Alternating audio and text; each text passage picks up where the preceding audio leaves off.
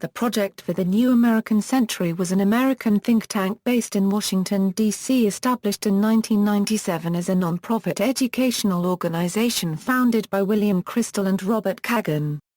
The PNAC's stated goal is to promote American global leadership. Fundamental to the PNAC was the view that American leadership is good both for America and for the world, and support for a Reaganite policy of military strength and moral clarity. With its members in numerous key administrative positions, the PNAC exerted influence on high-level U.S. government officials in the administration of U.S. President George W. Bush and affected the Bush administration's development of military and foreign policies, especially involving national security in the Iraq War. History, Statement of Principles. PNAC's first public act was releasing a Statement of Principles on June 3, 1997, which was signed by both its members and a variety of other notable conservative politicians and journalists. The statement began by framing a series of questions, which the rest of the document proposes to answer. As the 20th century draws to a close, the United States stands as the world's preeminent power. Having led the West to victory in the Cold War, America faces an opportunity and a challenge. Does the United States have the vision to build upon the achievements of past decades? Does the United States have the resolve to shape a new century favorable to American principles and interests? In response to these questions, the PNAC states its aim to remind America of lessons learned from American history, drawing the following 4 consequences for America in 1997. We need to increase defense spending significantly if we are to carry out our global responsibilities today and modernize our armed forces for the future. We need to strengthen our ties to democratic allies and to challenge regimes hostile to our interests and values. We need to promote the cause of political and economic freedom abroad. And, we need to accept responsibility for America's unique role in preserving and extending an international order friendly to our security, our prosperity, and our principles. While such a Reaganite policy of military strength and moral clarity may not be fashionable today, the Statement of Principles concludes, it is necessary if the United States is to build on the successes of this past century and to ensure our security and our greatness in the next. Calls for regime change in Iraq. During Clinton years, the goal of regime change in Iraq remained the consistent position of PNAC throughout the Iraq disarmament crisis.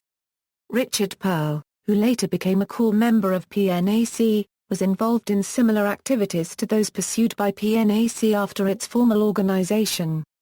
For instance, in 1996 Perle composed a report that proposed regime changes in order to restructure power in the Middle East. The report was titled A Clean Break, a New Strategy for Securing the Realm, and called for removing Saddam Hussein from power, as well as other ideas to bring change to the region. The report was delivered to Israeli Prime Minister Benjamin Netanyahu. 2 years later, in 1998, Perle and other core members of the PNAC Paul Wolfowitz's, R. James Woolsey, Elliot Abrams, and John Bolton were among the signatories of a letter to President Clinton calling for the removal of Hussein. Clinton did seek regime change in Iraq, and this position was sanctioned by the United Nations. These Union sanctions were considered ineffective by the neoconservative forces driving the PNAC.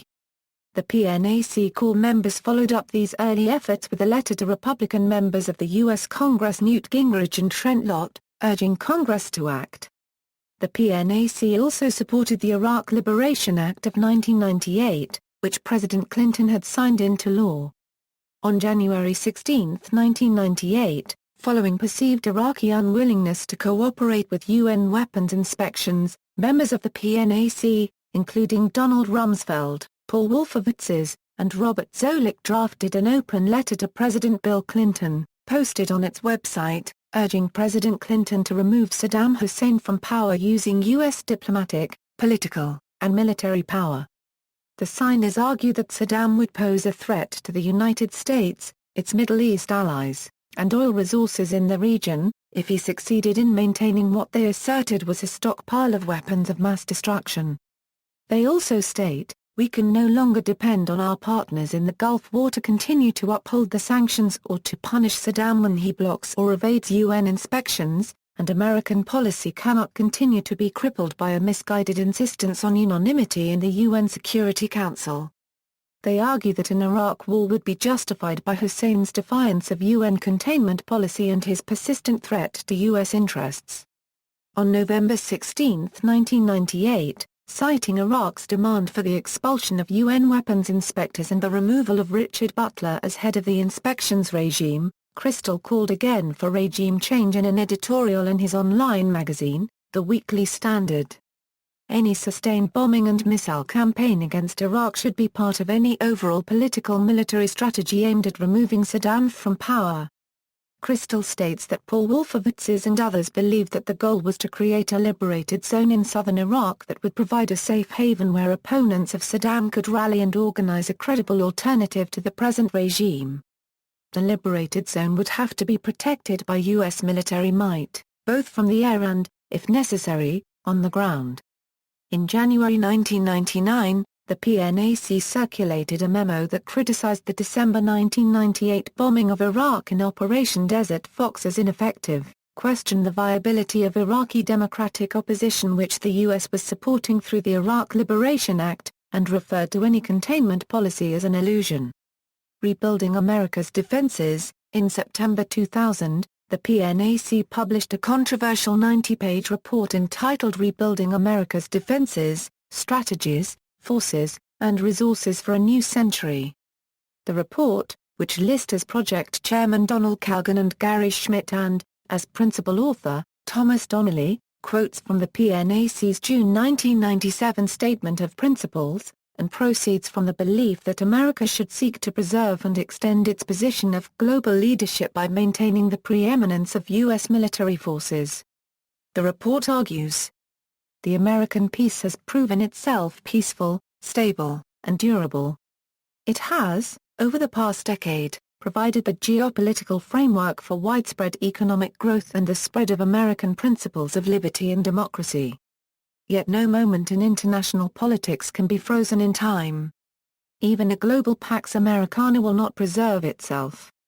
After its title page, the report features a page entitled About the Project for the New American Century, quoting key passages from its 1997 Statement of Principles. In its preface, in highlighted boxes, Rebuilding America's Defenses states that it aims to establish 4 core missions for the U.S. military, defend the American homeland, fight and decisively win multiple, simultaneous major theater wars, perform the constabulary duties associated with shaping the security environment in critical regions, transform U.S. forces to exploit the revolution in military affairs, and that, to carry out these core missions, we need to provide sufficient force and budgetary allocations. In particular, the United States must maintain nuclear strategic superiority, basing the U.S. deterrent upon a global, nuclear net assessment that weighs the full range of current and emerging threats, not merely the U.S.-Russia balance. Restore the personnel strength of today's force to roughly the levels anticipated in the base force outlined by the Bush administration, an increase in active duty strength from 1.4 million to 1.6 million. Reposition U.S. forces to respond to 21st-century strategic realities by shifting permanently based forces to Southeast Europe and Southeast Asia, and by changing naval deployment patterns to reflect growing U.S. strategic concerns in East Asia. It specifies the following goals. Modernize current U.S. forces selectively, proceeding with the F-22 program while increasing purchases of lift, electronic support and other aircraft.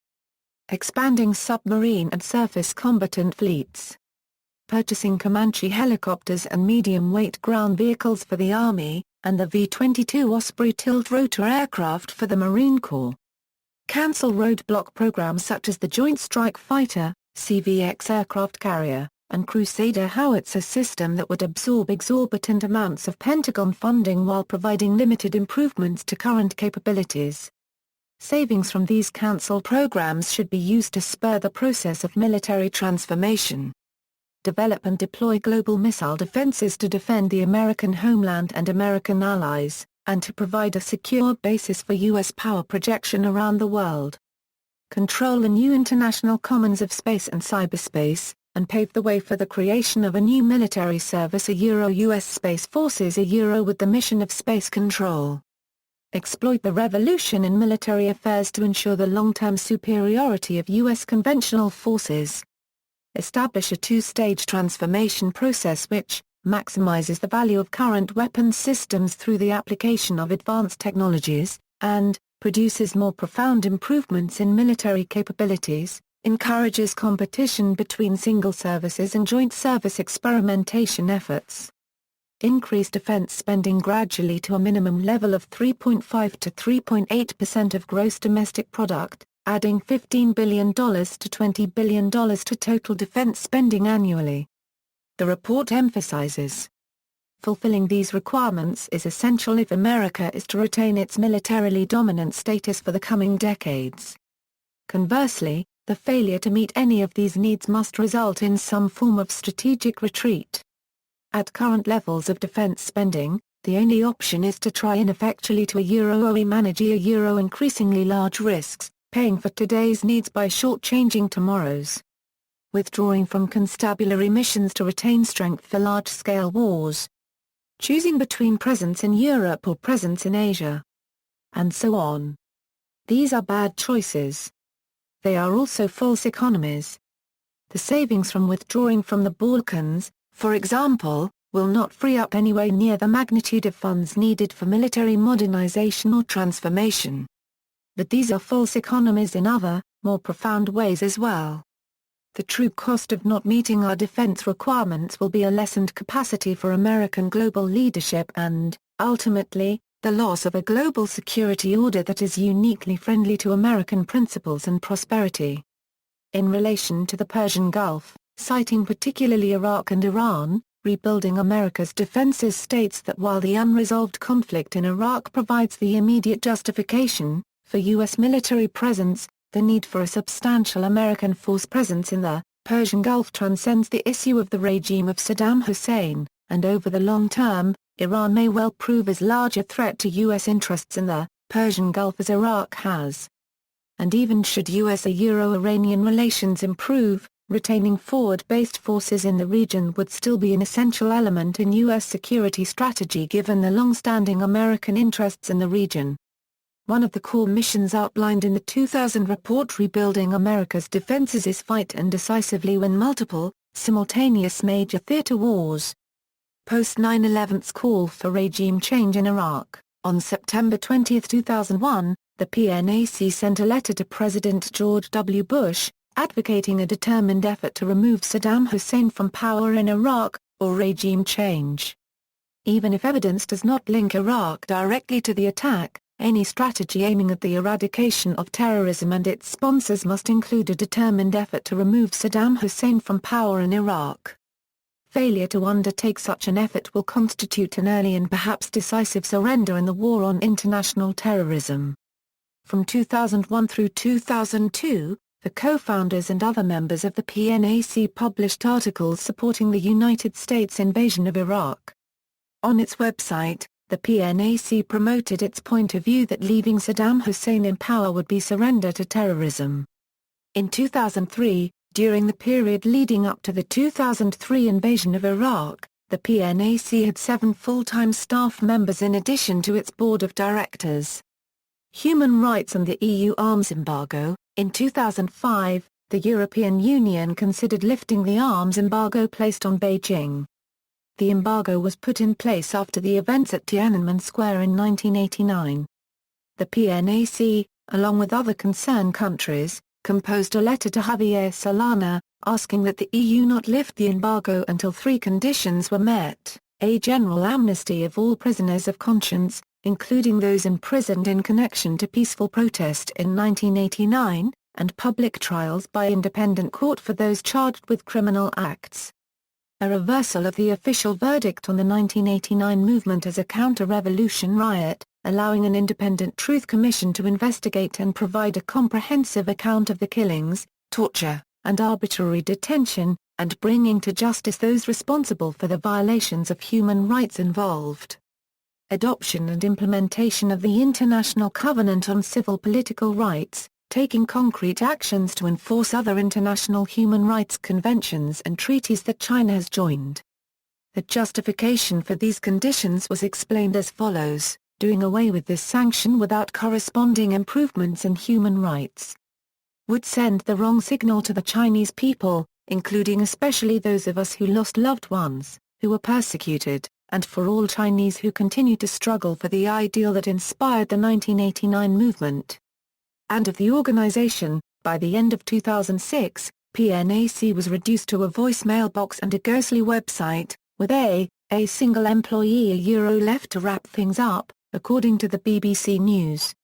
According to Tom Barry, the glory days of the project for the new American century quickly passed. In 2006, Gary Schmidt, former executive director of the PNAC, a resident scholar at the American Enterprise Institute and director of its program in Advanced Strategic Studies, stated that PNAC had come to a natural end.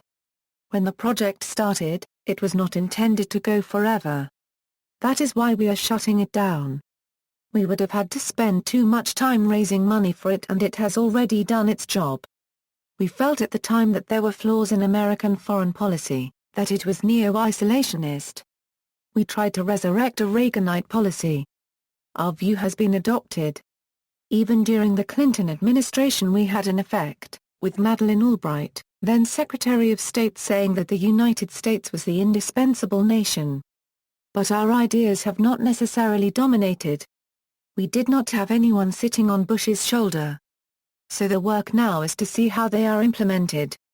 Controversies, U.S. global supremacy. According to critics, including Paul Reynolds, the neoconservative PNAC aimed to promote American hegemony and full-spectrum dominance in its publications.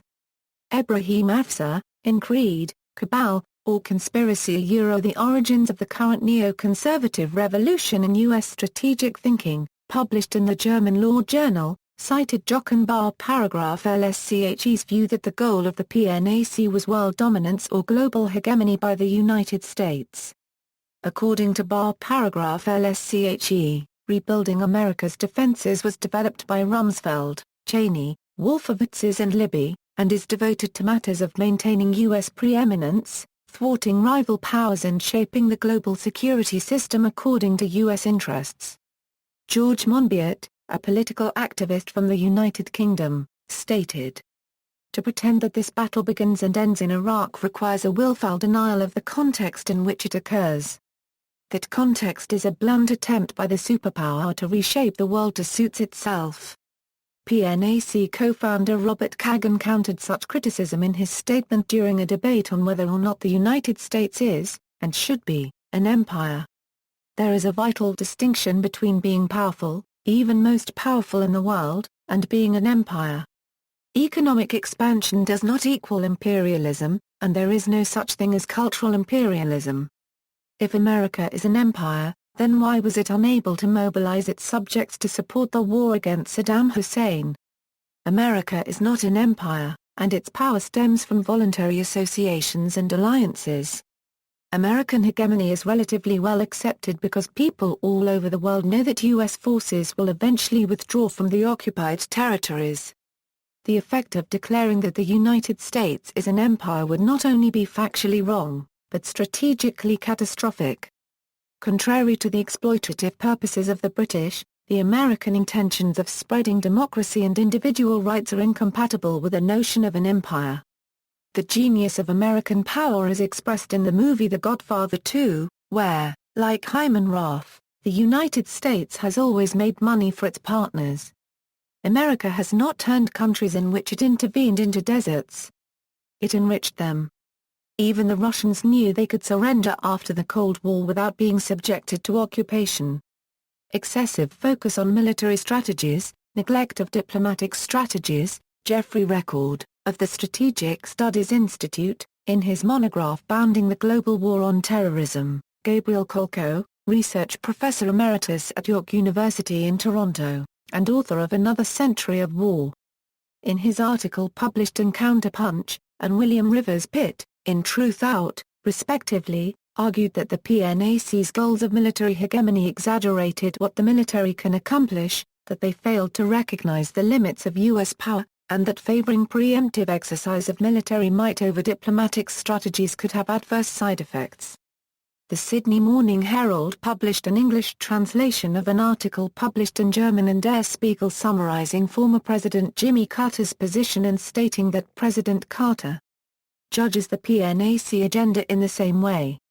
At first, argues Carter, Bush responded to the challenge of September 11 in an effective and intelligent way, but in the meantime a group of conservatives worked to get approval for their long-held ambitions under the mantle of the War on Terror.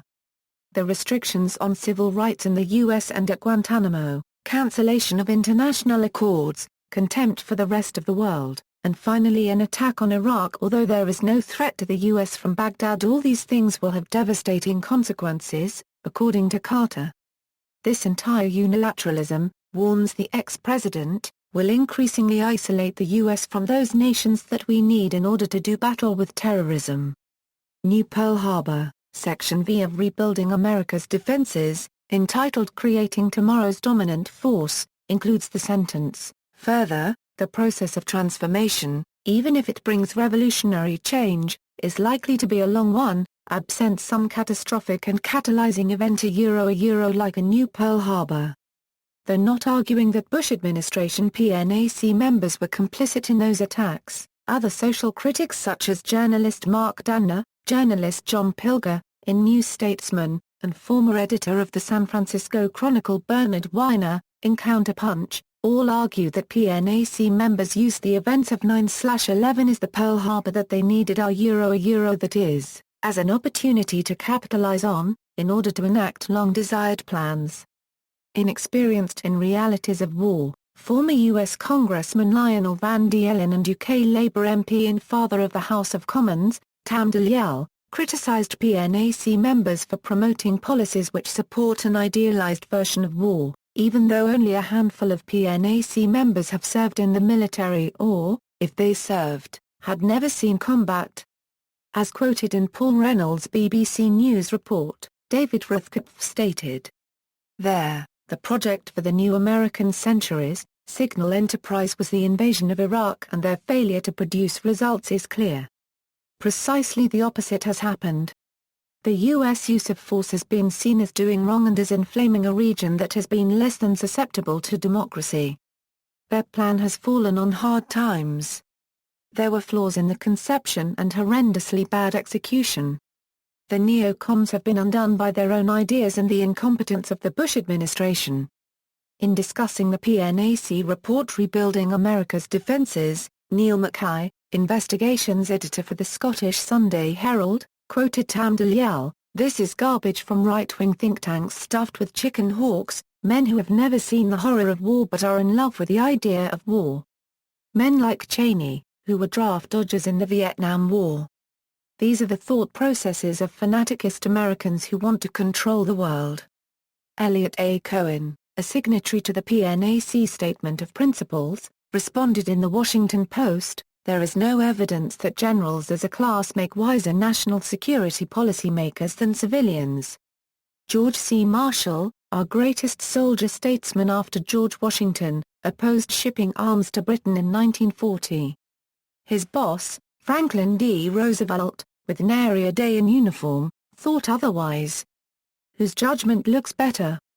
PNAC role in promoting invasion of Iraq. Commentators from divergent parts of the political spectrum such as Democracy Now! And American Free Press, including Nobel Peace Prize laureate Jody Williams and former Republican Congressman Pete McCloskey and Paul Findley voiced their concerns about the influence of the PNAC on the decision by President George W. Bush to invade Iraq. Some have regarded the PNAC's January 16, 1998 letter to President Clinton, which urged him to embrace a plan for the removal of Saddam Hussein unregistered trademark regime from power, and the large number of members of PNAC appointed to the Bush administration as evidence that the 2003 invasion of Iraq was a foregone conclusion.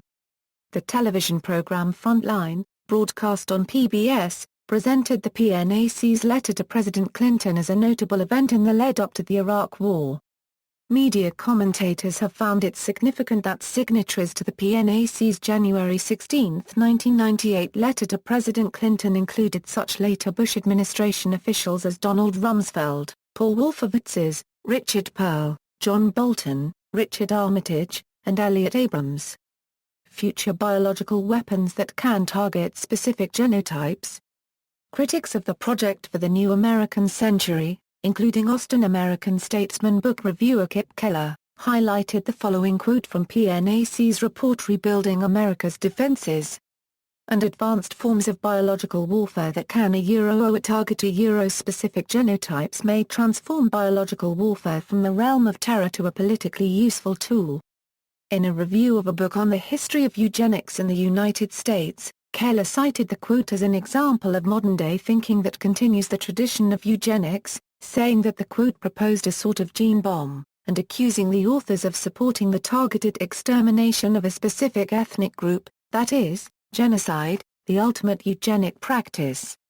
The Project for a New American Century responded with a letter to the editor calling Keller's accusations disgusting and utterly false, and stating that the quotation was intended to describe threats the U.S. military may confront in the future rather than weapons that the organization advocated developing.